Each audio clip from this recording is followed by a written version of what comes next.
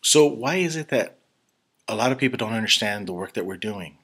When I talk to Jehovah's Witnesses, ex-Jehovah's Witnesses, and people who know very little about Jehovah's Witnesses, I get this a lot. People say, well, why are you doing this? Why are you doing that?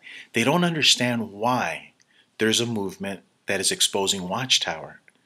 Well, there's a lot of reasons, but it basically boils down to one word. And it has to do, in my experience, with a word called freedom. You see, I didn't choose this destiny. I didn't choose to do what I'm doing. I mean, I could have been born to Cuban parents, and we could have been, in Cuba, and we could have been enslaved there or in East Berlin. My brothers and sisters, were born in the 60s and 70s. We could have been enslaved in the Pol Pot regime. We could have been having, thank God we weren't in Venezuela. We weren't born in the Middle East. Look at the problems that they're having. But we were born in Yuma, Arizona, and that's where the Jehovah's Witnesses got our family. Now, we get judged for it. We get judged I got judged severely for it. But I mean, I didn't choose this. I didn't know any other way. And I'm not asking an apology for having knocked on your door. I'm not apologizing for being a Jehovah's Witness, but this is something that a lot of us we were at fault as Jehovah's Witnesses because we were like Jesus when he said we need to be innocent as doves. Okay, yes, we were. We were trusting, but we weren't cautious as serpents. We trusted too much men, and we weren't cautious. We weren't cautious in saying, "Hey, these men are trying to enslave us." A very smart man. He has leathery, dark skin. He wears a sombrero, very wrinkled face, and he lived in a house, all dirt road, with his cactuses and prickly pears that he's taking care of so he can eat. He was my grandfather. And he would tell us when we were kids, he'd say, there's two types of people in this world. People that are trying to screw you and people that are trying to avoid being screwed. People that are trying to screw you and people who are trying to avoid being screwed. And we used to laugh all the time, my brothers and stuff, but those words are true.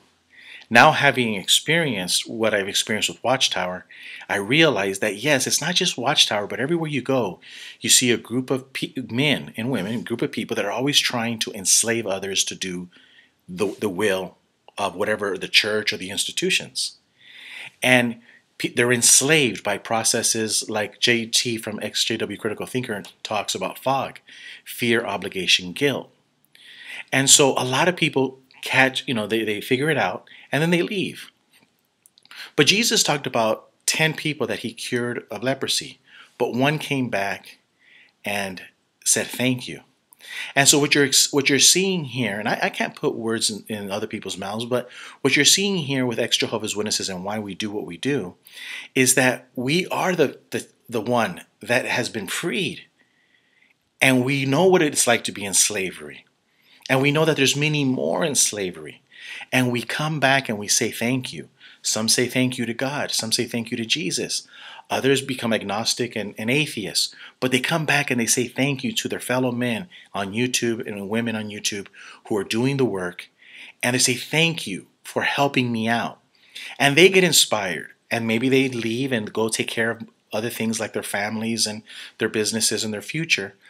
But some people come back for the fight because they know that there's many more in this organization that will be free, and it's just a matter of time. And also, the people that do this work are also crying for justice. Justice can't be served if we're not crying for justice. And Watchtower is guilty of a lot of serious felony crimes, such as hiding the identity of tens of thousands of pedophiles, also disfellowshipping and destroying families, leading people into suicide, and causing the unnecessary deaths of people because of its ridiculous, ever-changing blood policy. And that's just a few of the items. And so we want to minimize the damage that Watchtower is causing on our society. And having been freed, we understand our role now as citizens. We understand why Watchtower didn't want us to get involved in politics or didn't talk about the importance of citizenry. Because if people are good citizens, they stand up when they see injustices. And Watchtower didn't want us to be good citizens. Watchtower didn't want us to love our country. Watchtower didn't want me to love Arizona and to love Yuma and to love my high school, the Yuma High criminals. Why? Because if I did love these things, institutions, then when I saw the injustices, I would have to speak out. And that's what we're doing.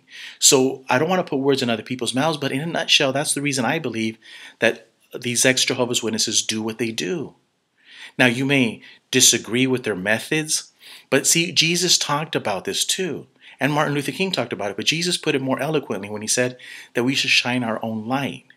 You see, every one of us has to do what we feel that we have to do, as long as it's within the laws of the land. And so when we die, when we're getting old, when we die, we can say, hey, this is what I did. This is the best that I could do. Now we're shining our light and not the light of an institution or of a corporation in New York City or a religion in New York City. The other reason we do this is because we also understand that just because you've been freed of a religious cult does not mean that you're not going to fall again into slavery. Some people leave the Jehovah's Witnesses and you hear stories of the sex debauchery, right? You also hear stories of alcohol abuse, drug abuse, and the battering of women and men, vice versa. You hear these horror stories, and people fall back into the vices, and that's also a form of slavery. But what we hope is when people leave the church, we teach them critical thinking skills. We teach them about the concepts of liberty. So that way, when the time is right, hopefully they'll use, like what Script says, if you give people light, they will find their way. If we teach people about fog, if we teach people about critical thinking, if we teach people the wisdom of the words of Jesus Christ when he says to shine your light, or the meaning of the words that God loved all humankind, that he gave his only begotten son, right? God loved the world so much. It includes everybody. So when we teach people, these Jehovah's Witnesses, these basic truths, whether they fall back into slavery or not, that's fine.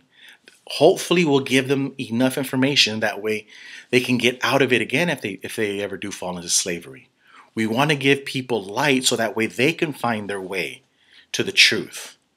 And it's not a coincidence that Jesus uses the word truth, and he says, you shall know the truth, and the truth shall set you free. It's not a coincidence that these two words go hand in hand. And so that's one of the reasons why we do it. Now, what happened to me is, I thank God because how I learned the truth about the truth is I had to go to jail. The people that put me in jail were not Jehovah's Witnesses, but they acted like Jehovah's Witnesses. The shining and everything. But it was beautiful because Jesus says you got to treat people the way you want to be treated. And I had to go to jail to see that I was treating people, I was like, this is how you're treating people, Gilbert. And this is why you're in jail. Because you're a Jehovah's Witness. You want to be treated a certain way, but you're treating them this way. And so I got to see the other side. But I had to go to jail to figure it out. And it was very hard for me, but I thank God Almighty, I thank Jesus. Because I died that night when it came to Watchtower. And I was a baby, but I had been born again into a new form of thinking. That God loved the world so much. That includes everybody. And that we're nobody special, Jehovah's Witnesses. God does not want to kill billions of people and only let Jehovah's Witnesses into the new system. I had to die in regards to that thinking. And I was born again into a new thinking. That I have to treat people the way I want to be treated. That if I want the love of God, I have to let other people have the love of God. If I want to be a free thinker, I got to let other people be a free thinker.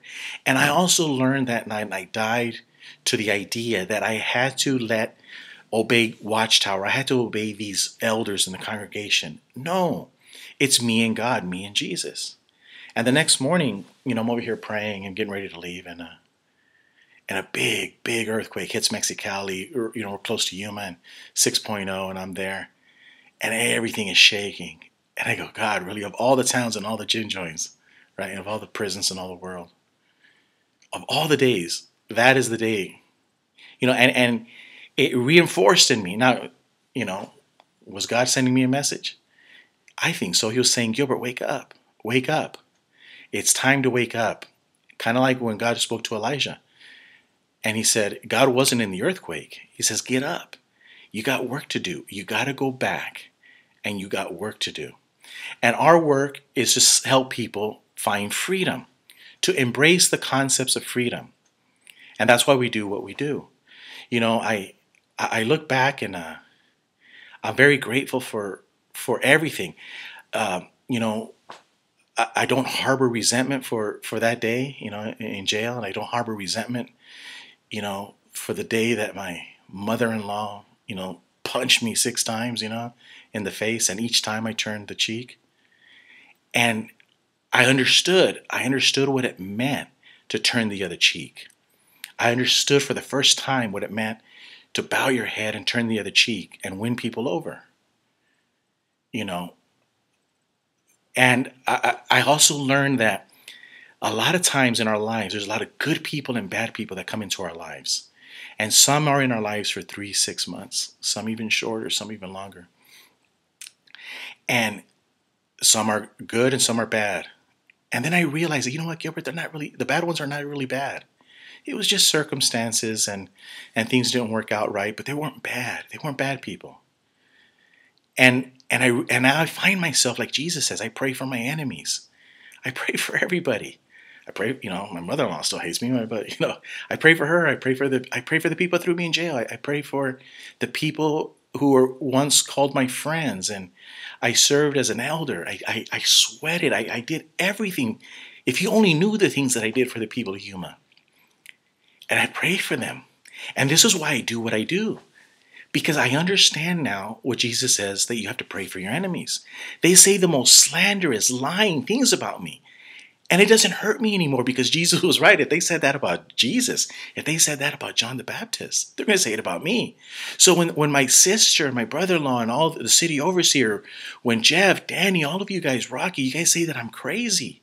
You guys are praising me because that's what they said about John the Baptist. And I'm the one saying, hey, let's put the pedophile in jail. And you think I'm crazy. You know, so you praise me by insulting me. But I had to go to jail to understand these things. I had to go to jail to understand what it means to pray for your enemy and to slave for your enemy. Because now you understand the bigger picture. You see, and that's why we do what we do. Because it's like saying, and that's why I don't cry over spilt milk. A lot of Jehovah's Witnesses cry. Because ex-Jehovah's Witnesses, they cry because they say, you know what? I've wasted so many years in my life here. I wasted so many years in my life there. Yeah, a lot of people wasted their lives in Cuba, or they lost a lot in the Pol Pot regime or in Venezuela. Yeah, life's a bitch, right? I understand that. But I don't want to think that way. I want to make lemonade out of my lemons. And so when I think of all the things that happen, I'm grateful for them. I'm grateful to have been born into this Jehovah's Witness church now. Because St. Paul said, he was right, it is a bunch of garbage. The Jehovah's Witness church is a bunch of garbage. But how could Paul have been St. Paul had he not been in the garbage of the Pharisee class or the Sanhedrin, right? Paul understood all of that, but when he was blinded, when he went to jail, he was able to connect the dots and say, okay, I get it now. I'm going to use all of this to gain the Christ. And that's how I view it. I look at all the things that I've lost because of the Jehovah's Witnesses, but I didn't lose. I won. I won the Christ. Look, I won. I'm a member of the governing body of Jehovah's Witnesses, I tell people. I'm duly elected. I'm the Jehovah's Witness elder you wish you had when you were going to the Kingdom Hall. And I'm the only person who has an awake hotline. You see, before jail, I wouldn't pick up the phone and talk to somebody for an hour and hear their stories over and over again.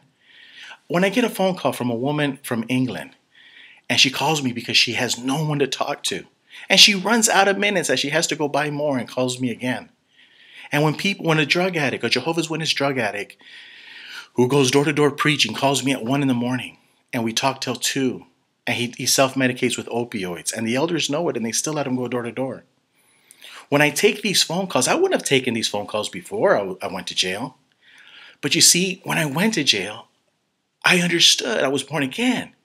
You see, there were sheep without they're sheep without shepherd. They're sheep that have been skinned. I'm the one like many other Jehovah's Witnesses do the same. They take the phone calls. They take hours and hours out of their time. I talk to Giri Kunkel on a weekly basis. I think he has psychiatric problems, but he calls in.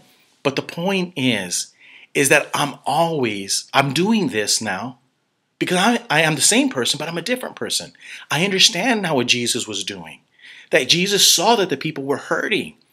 Jesus saw that what the religious leaders in Israel had done to the Israelites. And I now see what the Jehovah's Witness church has done to the Jehovah's Witnesses. How could I not pick up the phone? How could I not lend an ear? So how could I cry over spilt milk?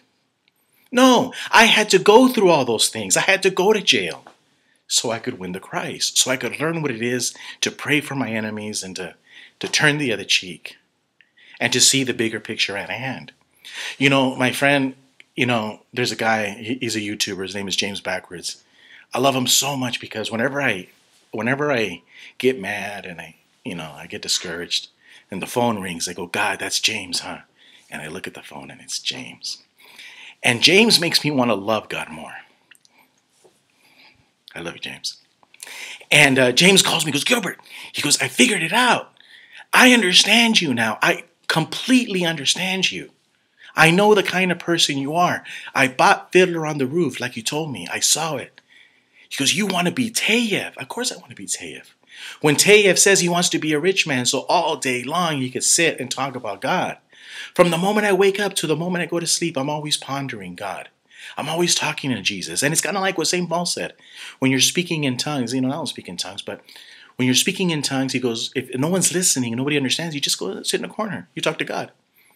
But that's how I am. All day long, I'm by myself.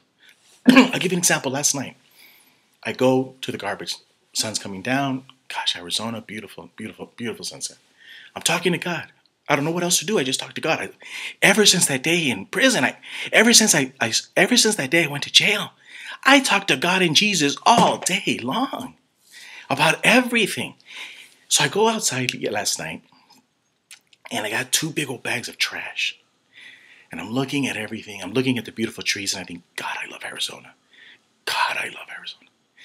And I get the bag, and I throw it. And right before I throw it, I go, Father, this is what she says. He goes, you're a piece of trash. And I throw the trash. And then I get the other bag, and Father, this is what he said. And I throw the trash into the dumpster, and that's what he said.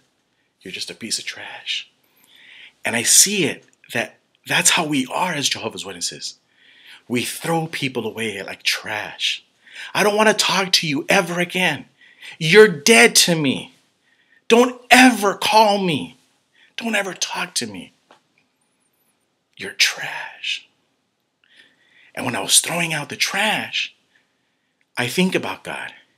I think about God every day, all day long, about everything. If I'm throwing out the trash, I'm thinking about God, just like Tayev. But I had to go to jail. I had to go to jail so I can think about God.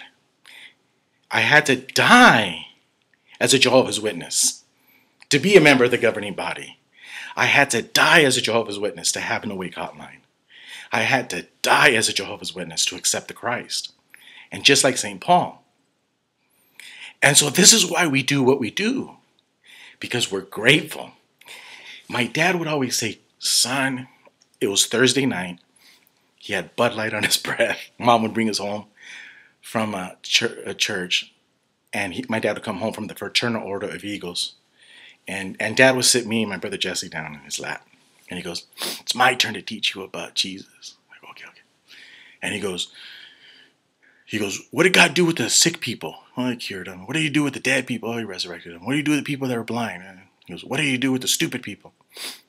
I go, I don't know, God, Dad. Now, we had to say it, we don't know, because we heard it like 10,000 times. My dad told us the same story. And he goes, nothing, because there is no cure for stupidity. He sent us on his bed. But he told me another one, and I never forgot it. He says, son, he goes, there's 2 types of people in this world. There's grateful and there's ungrateful people.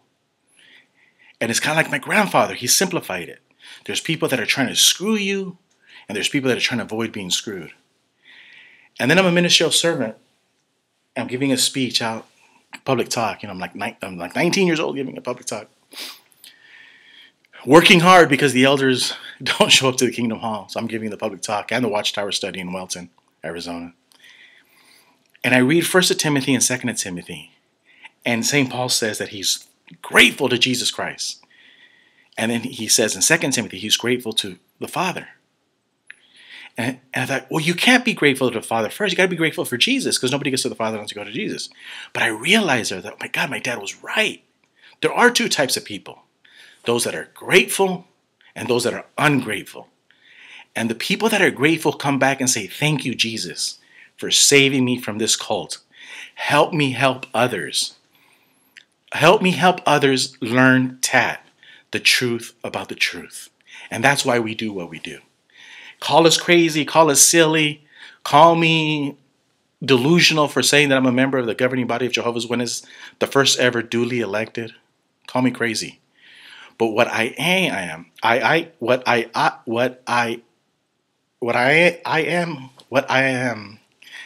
can't get it out, but what I am is, and I'm very proud of it, I am J.W. Crisis, the Jehovah's Witness elder you wish you had when you were growing up at the Kingdom Hall, shining the light of truth in a dark religion.